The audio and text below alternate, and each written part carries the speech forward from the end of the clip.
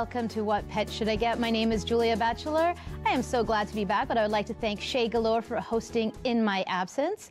Today we have an excellent program. Christine Tomaselli is here from Golden Rescue, along with Peter Brown from Elphaba. Later on in the program, Claire Forndren will be here from Dogtails Rescue and Sanctuary. And up first, we have the lovely Shelby Harmathy here from the Ontario SPCA with the most adorable dog on the planet, Willie. Can't disagree with that one. He's so cute. Okay, but before we get to talking about Willie, I wasn't here last week, and I know that Emily was on, and she had brought a little rat named Wilf. We can show everybody, remind everybody look at Wilf, so cute.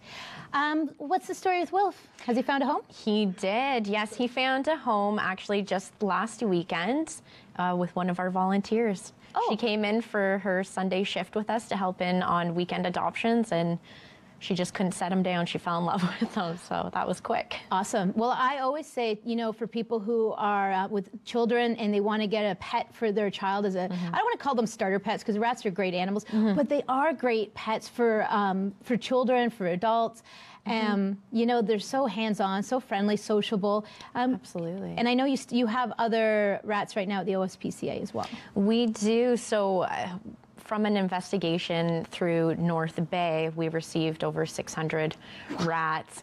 Unfortunately, they had just reproduced so quickly. That's what they do. Yeah. This lady had rescued a few of them, and it kind of got out of control.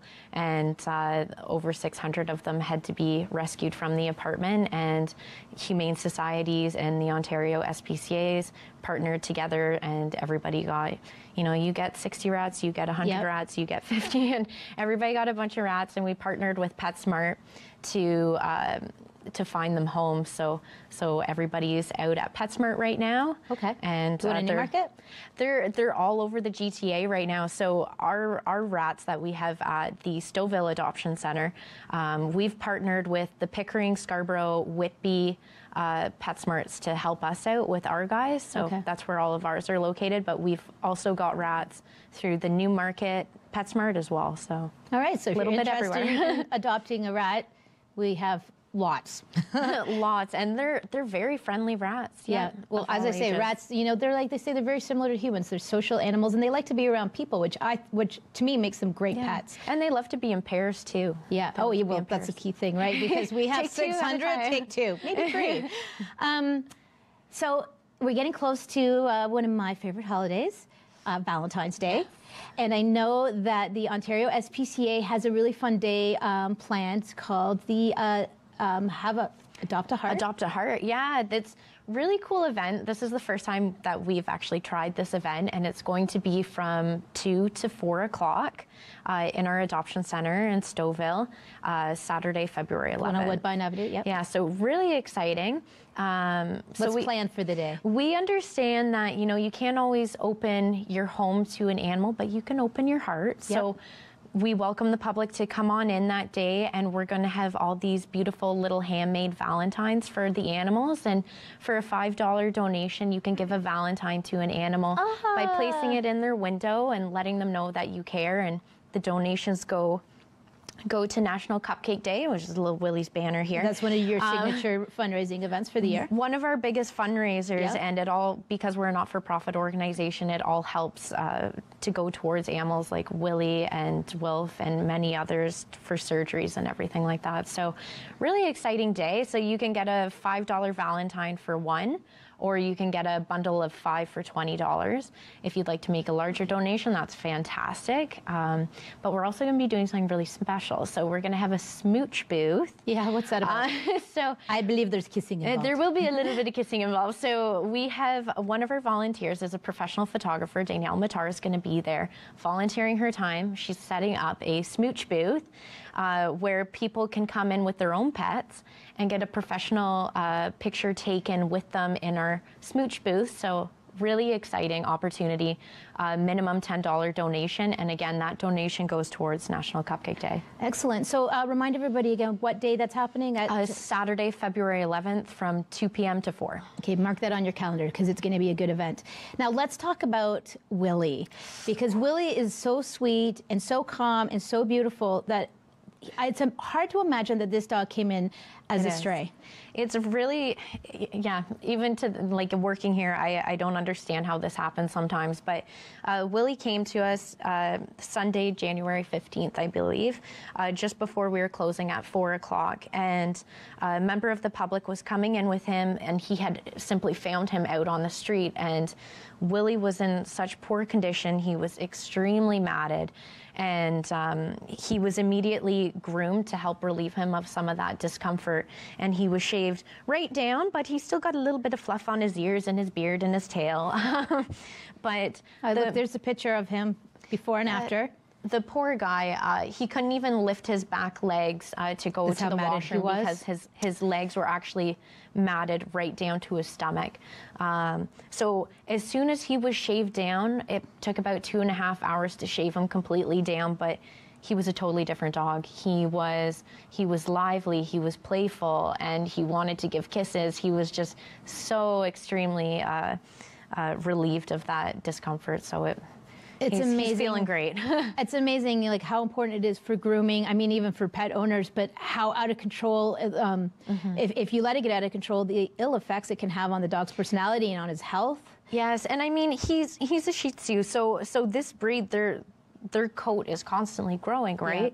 Yeah. So it does get to a certain length and it will stop, but these dogs need to be brushed daily, and if not, they need to be shaved and groomed every month or two to keep it from matting, especially in, underneath the arms and by the belly and down the back.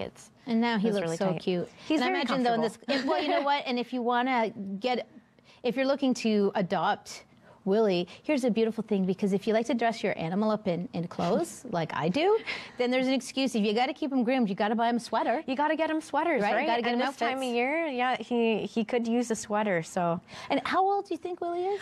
They had a look at his teeth, and they believe he's about 2.5 max. So he's just a baby still. Just around 1 or 2. He's still just a very young guy, but someone clearly. He's got a wonderful personality. Somebody put the time into him, and he knows a lot of love, and so we just don't know. It's a wonder. Well, I'm so glad that that person brought him in and that you guys got your hands on him and got him all fixed up and cleaned up, because otherwise he's in perfect health, right? Yes, from as far as we can tell, there's no concerns with him. He was actually just neutered a couple days ago, so he actually wears his cone offset for the next few days, but he's feeling great. All right. Well, thank you so much, Shelby, for coming on. And if you're interested in adopting Willie, the information will be available on our website. We'll see you after the break.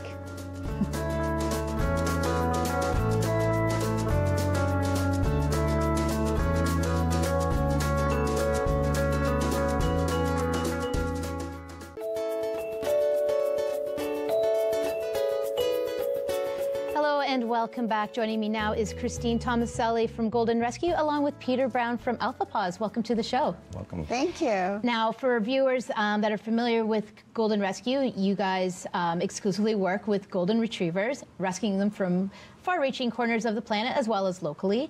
And you have brought today an exotic guy. His name is Ben. Tell us about Ben and how he ended up at Golden Rescue. So Ben is about 3 years old, and he came in during our Home for the Holidays adoption blitz, which we went through in December. We brought in 40 Goldens from Istanbul the first 2 weeks of December and 4 from Shanghai. And he came in on one of those flights. Ben, you got to show your face. Now, what do you know about Ben? Because I know it's really tricky when, especially when you're dealing with even dogs that are being, that you're getting locally, but ones that are coming from China or from Istanbul, you don't always know the history of the dog. So what do you know about him? So we do know all of the Goldens from Istanbul and any of the other Goldens that we bring in from overseas are neutered, they're spayed, they're microchipped, they've been vaccinated, as has Ben, which was great. Other than that, we don't know a lot. Ben was picked up by our contacts in Istanbul in a shelter and then taken to what we call a pension, and he was ready for adoption. So, and now he's here. Well, and the great thing about working with Peter is I know that when you don't know a lot of the history of the dog, you being a behavioral specialist, I guess is the best way to describe you, with dogs, that you can suss out a lot of information. Now, I know also for the dogs that come from Istanbul, normally they're adopted right out, but Ben's a special case. He had a little bit of a medical emergency, and then now he's healing from that. But what happened? Why is he not quite ready for adoption? I'll let Peter handle that. Well, a lot of these dogs have never been on a leash before. They have behavioral issues like jumping, pulling, even food possessive or fighting with other dogs to feed themselves. Yep. They've almost gone to a feral state, some of them. So our job is to turn them back into a dog so that they can be adopted to a family. Well, I think one of the amazing things, too, about dogs as a species is, we have this like ancient history with dogs. They are probably our oldest animal partner. And you know how they're saying you can't teach an old dog new tricks. I think really that's a misnomer, because if any animal is meant to adapt back to a life with humans, it's definitely canines. Indeed, indeed. Now with Ben, like you were saying off camera that you can tell a lot about a dog, about the life that he had before he ended up in the shelter by the way he behaves. So working with Ben, what do you think his life was like before he ended up here? Well, he was loved, but not really spent a lot of time with. They never walked him, clearly. He might have been a backyard dog. Right, probably more than likely, before he was released. So he had a lot of like jumping. He loves to jump up on people, and being such a big dog, it kind of puts people off. Yeah. So these are the kinds of things that we work on to improve so that the dog can't, or can go on and have a great life with some other family. And I just want to say about Peter, he is a highly valued partner of Golden Rescue, and Paws is an organization, Peter is the owner, that we really rely on. And very often, these dogs are rehabilitated to a point, as Peter just said, to where they can be adopted out. And sometimes, dogs have some quirks and that make them unadoptable. And really, Peter has turned that around and really helped us give these Goldens a second chance. So what are you looking for, though, and when you see somebody like Ben, you said one of his major issues is jumping. Why do dogs like to jump? Well, usually on people. Usually it's rewarded behavior. Okay. So a dog jumps up on a human being and automatically the human just starts petting. Okay. And as soon as you touch, even if you don't touch and you look at the dog as it's jumping, it's getting recognition. It's getting the attention that it desired. Just like a child, if it worked once, it's going to work again. So I'm going to try it again. Got ya. Right? Once it works, I'm going to do it on everybody. So for my job, it has to not work. Okay. It has to stop working. So you got to do the whole hands up. I'm not going to pet you. Right. And no wait. attention while you're being That's tough. rude. It's fairly easier for me because I'm trained. That's right. But definitely for most human beings, it's really hard. We tend to do the opposite of what we should do because we're acting like humans, and we don't understand that they have a behavior and a language all their own. It doesn't matter to me where they come from, because I don't have to speak Turkish. I can just speak dog, and he will understand me and I'll understand him right away. Well, your company's called Paws, and I know anybody who works with dogs, for a human-dog relationship, you need to establish yourself as the alpha dog, right? Well, to the dog, you're either the shepherd, the sheep. Okay, nobody wants to be the sheep. Or the wolf, right? Yeah. That's what you are to them. So most people think that they're the shepherd, but really they talk and talk and... They're a little bit sheep, yeah. Right, exactly. So if it looks like a sheep and it acts like a sheep, to a dog it's a sheep. Yeah.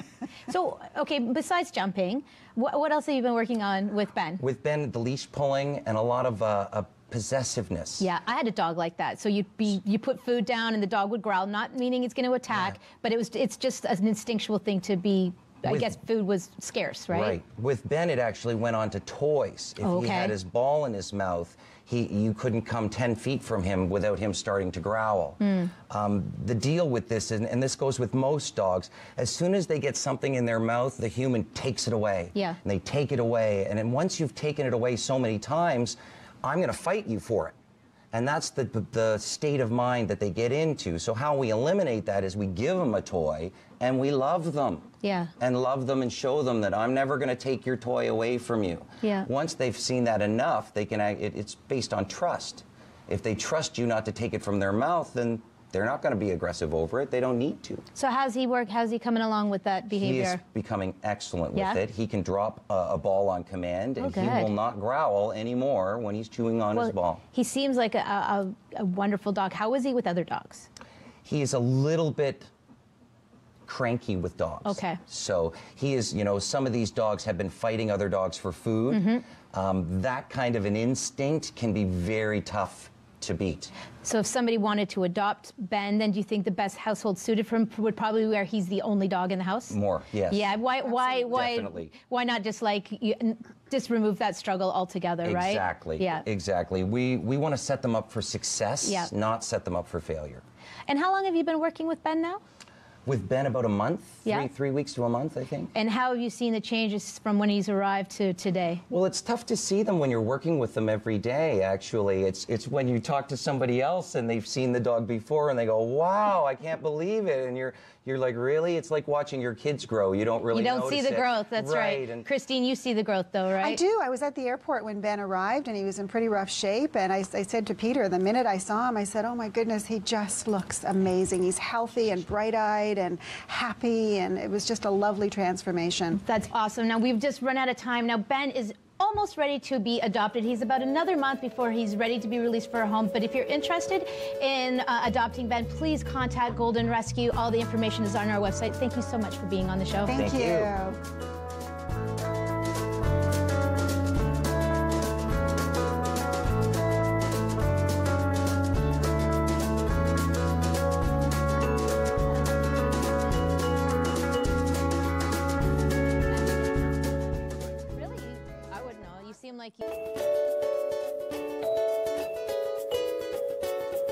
Welcome back. Joining me now is the lovely Claire Fordrin from Dog Tales Rescue and Sanctuary. I missed you. I haven't seen you for 2 weeks. I know, we've missed you too. I'm glad to be missed. Now, we have a gorgeous dog here. It's Adorable Dog Day here on What Pet Should I Get? I'm telling you, this is Marge, and she's super cute. But before we talk about Marge, the last 2 weeks that you were on with Shay, you brought 2 dogs. So the first week it was Goldie. Can we bring up a picture of Goldie? Goldie, what's the story? So Goldie was adopted. So Goldie, last week the family had submitted their adoption application, and just after the episode aired, they picked her up and brought her home. So she's already in her forever home. Is that one of the dogs from Yulin? Or no, she's local? She actually came from the Bahamas. So she was brought to our shelter with a group of 3 other dogs that one of our volunteers brought from the Bahamas. And this is going to become an ongoing project between us and the Humane Society of the Bahamas. So what we're doing is every month or so, we're taking a group of between 4 and 6 of the dogs that have been at their shelter the longest. So Goldie was a dog. She's 6 years old, and she had been in that shelter for 5 years. Wow. And all of the dogs that are coming from there have very similar stories. There was one dog that had been there for 9 years. I think you brought that dog in, didn't you? Cannoli? No, not I Cannoli. don't know. You did bring a dog in that had lived a very long time in a shelter, and I believe it was one because it's one of your volunteers that's really established that relationship with the Bahamas, right? Yeah. And is she the one that's going to be going back and forth and taking the dogs? Yeah, so or does somebody get that as a job? I gotta travel to the Bahamas. Yeah, I know, that would be a nice job. I'd sign up for that. Yeah, no, she's helping us organize all of that. And yeah, she's really the one that put this whole project together. And it's amazing to see our volunteers, you know, not just helping us with our dogs, but reaching out to other rescues and helping dogs around the world. So well, I know Dog Tales, you guys are amazing at partnerships. I mean, you guys work with organizations everywhere, and I imagine those partnerships are still growing. Yeah. And, you know, God bless you for that. And I'm sure the dogs bless you too. Now, your other dog, so last week you brought Elphaba. Yes. Can we bring up a picture of Elphaba? Now, who is the fan of Wicked? So it was actually, she came to us with that name. Oh, really? So it was her she's a little previous owner who named her that. So she was a local surrender? She was a surrender, yeah. So she is 11 years old and had been with her family since she was a puppy. And they just felt that they no longer could take care of her. Could take care of her. So she's with us, and I'll be honest with you, it's been hard for her. Well, I imagine if her whole life's been in a family home, and now at the age of 11, she finds herself in even though a beautiful shelter. Yeah. It's quite the different environment, right? It's a huge difference, and this is something we touched on last week, but when we're rescuing dogs from other shelters and they've been living in terrible conditions, and then we bring them to Dogtails, they're like, it's I'm amazing. in heaven. Yeah. Exactly. Yeah. But when it's a dog that's been in a home for their whole life and they end up in a shelter environment, it's incredibly stressful and traumatic, and Elphaba is actually staying in our vet tech office because she was just way too anxious and overwhelmed in the main shelter space. I know that your facility has a great capacity for taking in dogs, but do you guys ever have dogs come home and do a foster in those situations? Yeah, so we don't have a foster program set up, but quite a number of our staff members, if there's a dog that really isn't managing well in a shelter environment, or perhaps in order to become adoptable, we really need to work with that dog in a home environment. Yeah. Our different dog handlers or vet techs or whoever would be most appropriate will bring them home and take care of them. Well, I hope that Elphaba finds a forever home because she deserves it. She does. She is the sweetest dog you will ever meet, and she's just such a people dog. She constantly wants to be, on your lap, touching you, kissing you, and she's just such a sweetheart. It's a shame. And 11 sounds old, but not really, because especially for smaller dogs, their lifespan, 18, 19, 20, well taken care of dog. I mean, they can do 20 plus years. And I imagine I didn't get to meet her, but I imagine she's pretty spry. She is like a puppy. Yeah. If we didn't know she was 11, we would think she was like 3, 4. So she's in great shape. Okay. So let's move on to this gorgeous little Ewok sitting on your lap, Marge. Marge. Okay, she is so cute. I cannot believe her paws are gorgeous. You were saying she is an Instagram dog. So if you're thinking about adopting a dog and you want to get famous through your dog, Marge is the way to go. She is the one because she has the funniest expression on her face constantly. She always seems very unimpressed. Yeah. So she's over it. Yeah, she's too cool for everything. So she would be the perfect Instagram dog. And she's so well groomed. And I know you guys take such good care of the dogs once they arrive. What's her story though? Because I imagine things weren't always so great for Marge.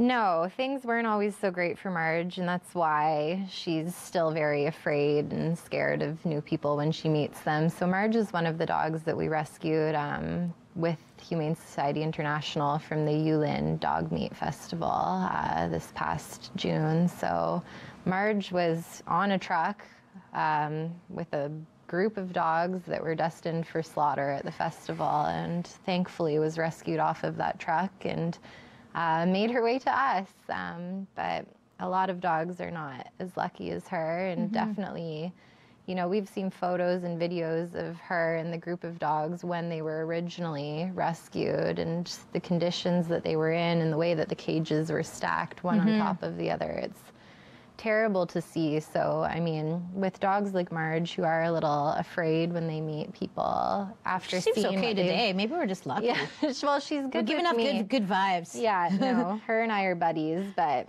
yeah. Is this going to be an adoption foster fail? No, you're like, I can't. anything. Oh, really? Yeah. Yeah, no, that's my daily struggle, though, is not bringing these dogs home. I can imagine as a passionate animal lover, and that you're seeing 60 to 100 dogs on a daily basis. Yeah. I imagine that you're not a crazy dog lady. I think the only thing keeping me in check right now is the fact that my dog needs a lot of medical attention. Yeah. So health-wise, Marge, good to go? She's good to go. Yeah, she's a healthy lady. We think she's between 2 and 4. As far as what kind of home we're looking for her, because with new people, she is very nervous. We're looking for a home that if there are kids, they're 12 and over, just so that they don't overwhelm her, because everything is very scary right now. With other dogs, she is good unless there are treats or food around, so we think she'd be better as the queen bee. All right, well, thank you so much, Claire, and if you're interested in adopting adorable Marge, You know, you can visit our website for details, but like I say, every week, best to go and visit Dogtails. They're open to the public every Sunday from 11 till 5 p.m. Yes. Thank you so much for being on, and we will see you next time. Have a wonderful day. Say bye, Margie.